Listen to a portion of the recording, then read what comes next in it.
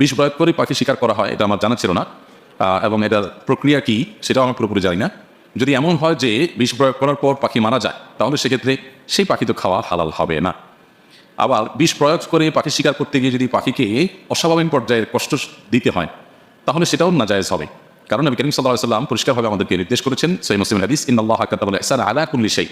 আল্লাহ তাআলা প্রত্যেকটা বস্তুর প্রতি আমাদেরকে অনুগ্রহ করবার নির্দেশ জারি করেছেন, ফরজ করে দিয়েছেন। এজন্য আমরা কোনো পশু যদি জবে করে খেতে হয়, সেক্ষেত্রেও পশুকে পরিষ্কারভাবে নিষেধ করা হয়েছে। এজন্য নবী রাসূলুল্লাহ সাল্লাল্লাহু আলাইহি ওয়াসাল্লাম বলেছেন, কোনো পশু জবে করলে, কোনো পশু পাখি হালাল পশু জবে করে খেতে হলে চাকু ছুরি ভালো করে ধার দিয়ে দিবে, যাতে করে অহেতুক পচিয়ে তাকে কষ্ট দিতে না হয়।